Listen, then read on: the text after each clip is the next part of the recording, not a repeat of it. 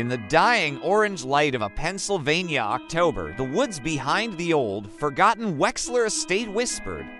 They held secrets, but one stood taller than the rest, a skeletal silhouette against the bruised sky. The treehouse. Rotting, perched like a colossal spider, it hadn't felt a human touch in decades. But tonight, that was about to change. Tonight, it would breathe again. 6 teenagers, their faces illuminated by the glow of their phones, crunched through the fallen leaves. They were here for the Treehouse of Horror 36, a viral challenge whispered about in online forums and dared in late-night chats. The rules seemed deceptively simple. Spend 1 full hour inside the notorious treehouse. Don't leave, no matter what, the prize. A shot at internet fame, a few thousand followers, bragging rights, the risk. Well, that part was always left unsaid, lost in the static of online legends. One by one, they scaled the rickety ladder, their nervous laughter echoing into the darkening woods. They were oblivious. They thought they were climbing into a structure of wood and nails, not a blueprint for something ancient, something that hungered for stories, for fear, for the very belief that brought them here. The moment the last person was inside, the air changed. It became thick, heavy, smelling strangely of damp paper and burnt sugar. The interior was a chaotic gallery of carvings. Some were childish names, dates, crude drawings. Others were different. They felt old, ancient, symbols that coiled and stared from the wooden walls. But the most prominent message was etched directly into the floorboards, a single, clear command. Tell no lie. Leave no truth. Speak only what the house wants, the group's bravado held for a moment. Leave, the group's resident skeptic, just rolled her eyes, a smirk playing on her lips. Seriously, this is the big scary rule. Malik, a self-proclaimed paranormal junkie, was already in his element, his camera's red recording light a tiny beacon in the gloom. Dude, this is gold, he muttered, panning across the strange carvings. Only Jenna, the quiet one, seemed truly affected. She stared at the symbols on the wall, her expression unreadable, as if she was trying to decipher a language she'd long forgotten. A phone was set down, its screen glowing with a bright red timer. The challenge was on. 0 hours, 59 minutes, and 59 seconds. As if on cue, the treehouse let out a long, low creak, a sound like a waking groan. Outside, the familiar chirp of crickets and rustle of wind abruptly ceased. The forest fell utterly, unnaturally silent. And then the first story began. Malik, ever the showman, went first. He launched into a story he'd probably rehearsed, a classic creepypasta about a haunted VHS tape. So, there's this tape, right? No label. You pop it in, and it just shows ... you. But it's what you'll be doing right before you die. As he spoke, something strange happened. The walls of the treehouse seemed to pulse with a soft, faint light like a slow, deep heartbeat.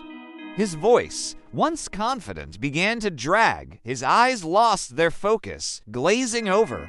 He finished his story, his final words hanging in the thick air, and the tape. It never lies. The group was quiet for a second, a little unsettled. Then, the phone timer on the floor flickered and skipped, jumping from 59 minutes all the way down to 0 hours, 47 minutes, and 12 seconds. Leave broke the tension with a sarcastic clap. Wow, Malik, very original. Great creepypasta, but Malik didn't snap back with a witty retort. He didn't respond at all. He just stared, transfixed, at a dark corner of the treehouse. A corner that had been empty just moments before. Now, a small, old-fashioned television sat there, its screen humming with crackling static. And through the visual snow, a grainy image started to form. It was him. It was Malik, sitting exactly as he was now, in that very treehouse. But in the image on the screen, dark liquid was streaming from his eyes. The unease was palpable now. Jenna spoke next, her voice a fragile whisper that barely cut through the silence. I used to have this dream, she began, her eyes fixed on the floor. About a man with no face. He'd just stand at the foot of my bed. He'd whisper things, but I could never remember what he said when I woke up. She took a shuddering breath. But one night I remembered. He leaned in close and he said, "You're not dreaming. You're rehearsing." As her words faded, the treehouse groaned again, a deeper, more guttural sound this time. A large shadow swept across the single dusty window, too fast and too big to be a bird. The timer on the phone jumped again, landing with a digital thud at 0 hours 32 minutes and 44 seconds. Leave, trying to reclaim control, pulled out her own phone. Okay, this is getting ridiculous. Her face fell? No signal bars. She swiped. No GPS. She checked the time. The display was frozen. The outside world was gone. Panic began to lace her voice. Beside her, Jenna was openly crying now, her small whimpers filling the space. "He's here," she whispered, rocking back and forth. "He's always been here. Leave had had enough. No, this is all staged. It's a prank. You guys are messing with me." She yelled, her voice echoing in the confined space. But her defiance wasn't met with human denial. It was met by the house itself. The floorboards directly beneath her feet began to split with a sickening crack. And from the darkness below, a voice spoke. It wasn't human. It wasn't an animal. It was dry, ancient, and layered, like 1,000 brittle pages turning at once. "Tell your story, leave, or become one." She let out a sharp, hysterical laugh. "Fine, you want a story, I'll make one up." She began weaving a tale, her words dripping with sarcasm. A story about a foolish girl who chased internet clout, a girl who faked her fear for views, who mocked the unknown until the unknown decided to mock her back. But as she spoke, her voice began to change. It distorted, stretched, becoming an unnatural parody of itself. Her own story twisted around her, the words no longer hers. The fictional girl in her tale was now named Leave. The girl was trapped in a treehouse. The girl couldn't stop talking. The timer flashed. 0 hours 19 minutes and 1 second. Leave screamed, a raw, terrified sound. But her mouth didn't stop moving, her own mocking story pouring out in a relentless, distorted chant. Through the chaos, Jared, who had been a quiet observer until now, finally spoke. His voice was steady, shockingly calm. "I read about this place, about the Wexler estate. The treehouse was built by a boy named Ellis Wexler. He disappeared back in 1989. When they searched for him, all they found was his journal. Nailed to the ceiling right up there," he pointed. It said, "The treehouse listens, the treehouse learns.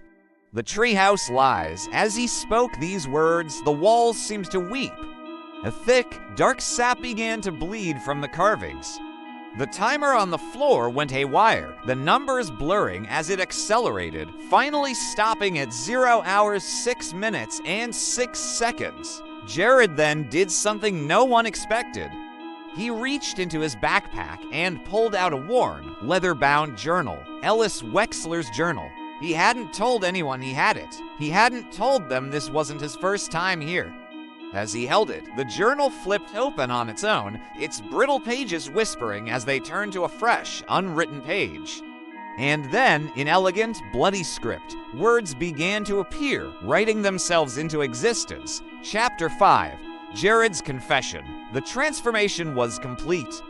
The treehouse was no longer wood and nails. It was living tissue, a grotesque chamber of flesh that pulsed and breathed around them. Jenna was gone, vanished as if she'd never been there. Moloch sat catatonic in the corner, his eyes fixed on the static-filled screen. Leave was still talking, her story now a horrifying, looping curse, her voice no longer her own. Jared, holding the blood-scribed journal, read the final entry aloud.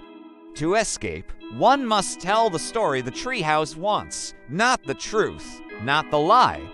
The story, he looked up from the book, his gaze finding the small, red recording light of Malik's camera. "I was here in 1989, he said, his voice resonating with an impossible age. "I was Ellis's friend. I watched him build this place. I watched it eat him.